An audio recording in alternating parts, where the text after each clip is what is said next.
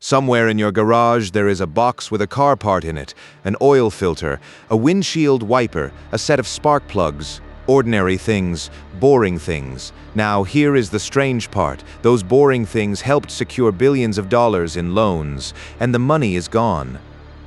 $2.3 billion missing.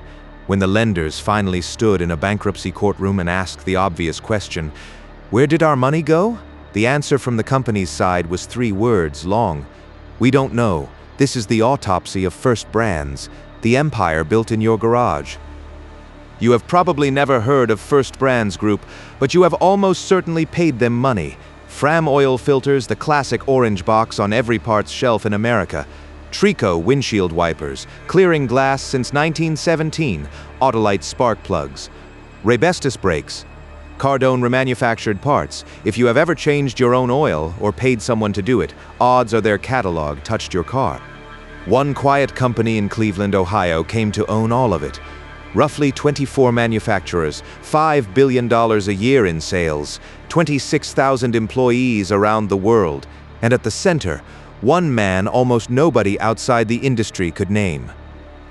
His name is Patrick James. In 2013, he started with a company called Crown Group, and he went shopping. TRICO, FRAM, Raybestos, Autolite, deal after deal, and 2020, he renamed the whole thing. First Brands Group. The strategy looked brilliant on paper. Buy the brands every mechanic already trusts, the parts every car eventually needs. Filters, wipers, brakes, not glamorous, recession-proof. Boring, dependable products generating boring, dependable cash. At least that was the story. Which raises the first question of this autopsy. Where does a little-known Ohio company get the money to buy 24 manufacturers in 12 years? The answer: it borrows heavily, and not just from banks. First Brands tapped a corner of finance most people never see, a machine that turns unpaid invoices into instant cash. Remember that machine? It is the murder weapon.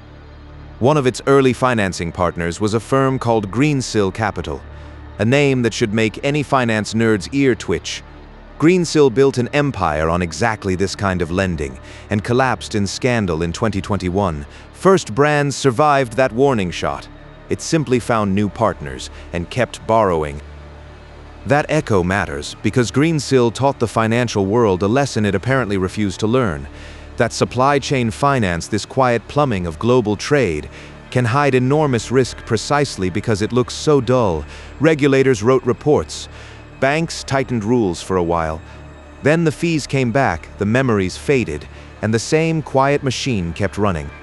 4 years later, the biggest test of that lesson would come not from a flashy fintech, but from oil filters.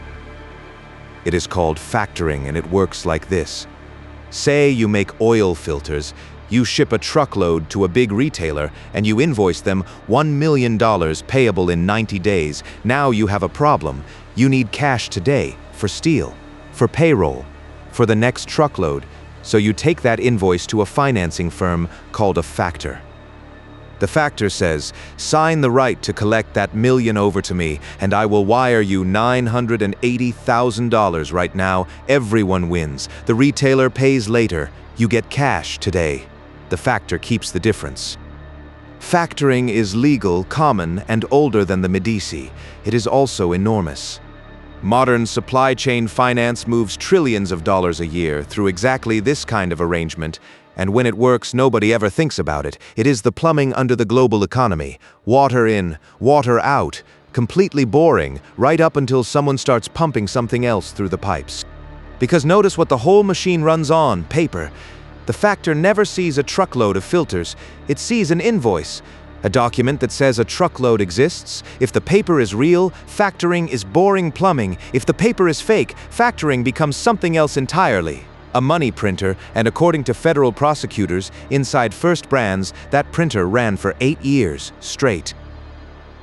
Here is one example, straight from the court record, a package of invoices worth roughly $2.3 million.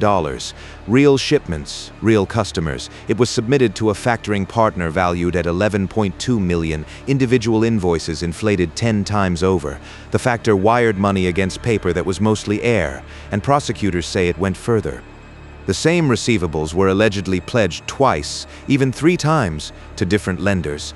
Lender A, Lender B, and Lender C, each believing they owned the same $1 million of collateral. None of them could see the others. By the end, roughly $2.7 billion of receivables on the books were fake or heavily manipulated. Now, if a company can conjure cash by printing paper, you would expect the numbers to look off. They did. Roughly 70% of First Brand's revenue flowed through factoring. For an auto parts maker, that is like a bakery doing 70% of its business at a currency exchange. Some of its supposedly investment-grade financing paid interest rates north of 30%. Think about that. Sophisticated lenders were collecting loan shark rates from a company rated as safe, and did not ask why safe money paid so much. When lenders asked for original invoices, they received aggregated summaries instead, and accepted them. The red flags were not hidden. They were flying from the roof. And the debt itself, much of it was invisible according to the indictment. First Brands routed financing through a web of side companies, special-purpose vehicles that bought inventory with borrowed money, then sent the funds looping back through a master account, dressed up as customer payments. New debt arrived on the books looking like revenue. Senior lenders studying the balance sheet saw about $6 billion of debt. The real number, counting the off-balance sheet machinery, was north of 9. A $3 billion blind spot hiding in plain paperwork. Some financing partners did very, very well. Court case studies describe one lender that put in around $2.5 billion over the years and pulled out 2.9. Some deals were structured so profitably they yielded annualized returns of up to 300%. Filings also allege that a relative of that lender's chief executive worked inside First Brands and expected around $130 million for himself. When the music plays that loudly, nobody wants to be the one who turns it off. And here's the uncomfortable context. That same September, another debt-fueled American company, the subprime auto lender TRICO, collapsed amid its own fraud allegations, burning some of the very same banks. 2 blow-ups, 1 month, both built on collateral nobody had verified. Wall Street began asking a question it still has not fully answered. In the trillion-dollar world of private credit, how much of the collateral is real and how much is just confidently formatted paperwork? Which brings us to the moment this could all have stopped. 2023, a routine audit. Someone finally compares invoices submitted to a lender against the company's own records. And the numbers do not match. Not by rounding errors, the submitted invoices claim far more money than the records behind them. Here it is, the loose thread that unravels everything, and it is dismissed as employee error. The file closes. The machine keeps printing. For 2 more years. Inside the company, prosecutors say, the truth was documented with almost comic discipline. Employees allegedly maintained what were called bridge files, spreadsheets laying the real numbers and the manipulated numbers side by side, so someone could track exactly how far the books had drifted from reality. Think about what that means. According to the government, this was not chaos or sloppy accounting. It was double bookkeeping in the most literal sense. One set of numbers for the lenders, one for the people running the machine. The indictment has a name for 8 years of this. A continuing financial crimes enterprise. So how do dozens of sophisticated institutions miss all of this for 8 years? The boring, brutal answer: nobody saw the whole board. Each lender saw its own facility, its own collateral file, its own spreadsheet. Verification is slow and expensive. Trust is fast and cheap, and the fees were excellent. In supply chain finance, the quiet assumption is always that someone else did the checking. The auditor assumes the lender checked. The lender assumes the auditor checked. The rating desk assumes both. And in the middle of all that assuming sat a company allegedly printing its own collateral. By the summer of 2025, the machine needed ever more paper to keep spinning. Debt service was eating more than $900 million a year. New tariffs added a $100 million headache. So First Brands went to Wall Street with a big ask, a $6.2 billion refinancing. One giant loan to calm everybody down. It did the opposite. Lenders finally started asking the one question the machine could not survive. How much off-balance sheet debt is really out there? The refinancing collapsed, and the clock started. What followed took 8 weeks. 8 weeks. In August 2025, First Brands is a $5 billion a year giant asking for a routine refinancing. By late September, it is in a Texas courtroom filing for Chapter 11 bankruptcy, and then comes the number that made Wall Street's blood run cold. This company, $5 billion in annual sales, 26,000 employees, had $12 million of cash left. $12 million. Against more than $9 billion of obligations. That is not a rainy day shortfall. That is a Fortune 500-sized company holding less cash than a mid-sized lottery jackpot. Then the casualty list rolled in one disclosure at a time. UBS, $500 million of exposure. Jefferies, through its trade finance funds, $715 million. A joint venture of Japan's Norinchukin Bank and Mitsui, $1.75 billion. A single Utah financing firm, nearly $2 billion secured by inventory. Firms that had never made a headline in their lives suddenly owned a piece of the crater. And these were not crypto gamblers. This was private credit. The sober, boring, supposedly safe corner of finance, discovering that boring can also mean blind.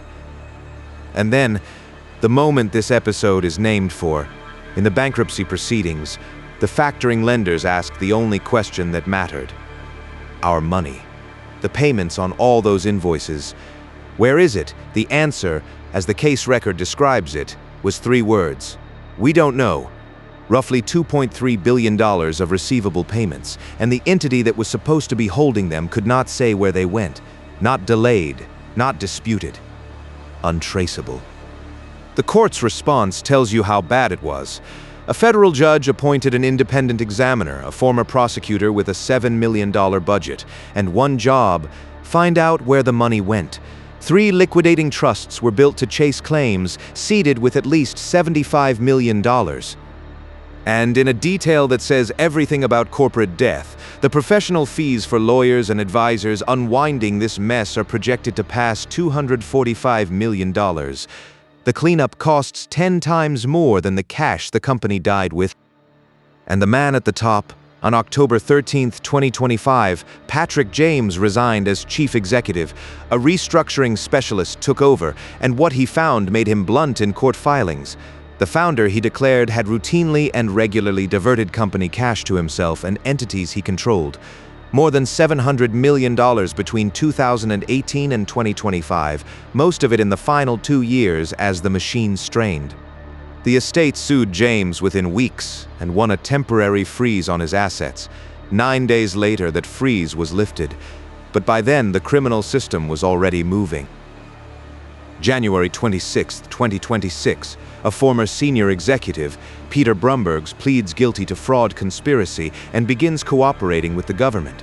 3 days later, federal prosecutors in Manhattan unseal a 9-count indictment against Patrick James and his brother Edward. Wire fraud, bank fraud, money laundering conspiracy, and for Patrick, a charge you rarely ever see: managing a continuing financial crimes enterprise. That count alone carries a minimum of 10 years and a maximum of life in prison. In February, both brothers stood in a New York courtroom and pleaded not guilty. Their trial is set for February 9, 2027. Until that jury speaks, they are presumed innocent. That is not a formality. It is the law.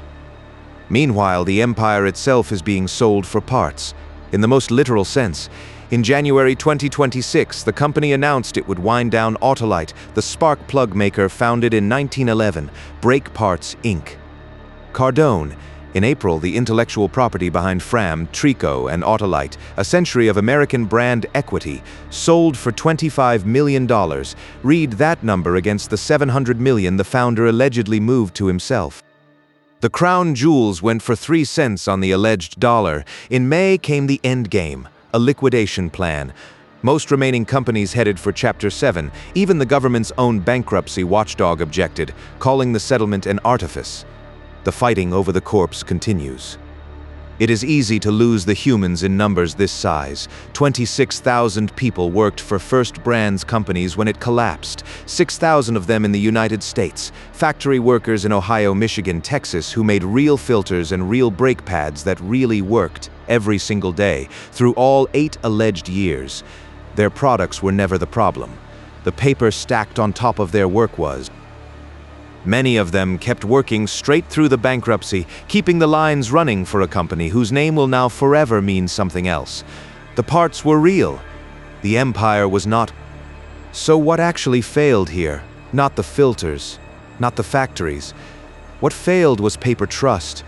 Modern finance moves at the speed of a PDF. Billions flow against documents nobody physically checks because checking is slow, and slow loses deals.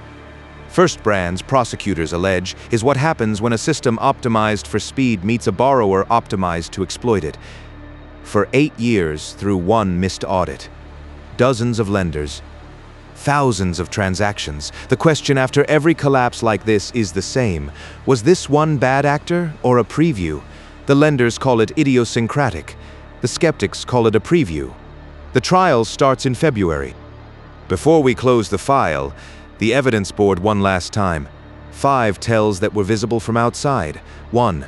A borrower whose financing volume dwarfs its actual business. 2. Safe ratings paying unsafe interest rates. 3. Summaries offered where originals were requested. 4. Debt scattered across entities no single lender can see whole. 5. An audit finding that gets explained away instead of chased down. None of these proves fraud on its own. Together they are the smoke detector. First Brand's prosecutors say set off all 5. For 8 years everyone smelled smoke and everyone assumed somebody else had checked the kitchen. A $5 billion empire built from the boring boxes in your garage, undone by the oldest trick in the book, saying the paper is worth more than it is. Every fortune leaves evidence. This one left it in your driveway. Case 002. Closed, for now. Every source and court document we used is linked in the description. If you want the next autopsy when it drops, subscribe, and maybe check your oil.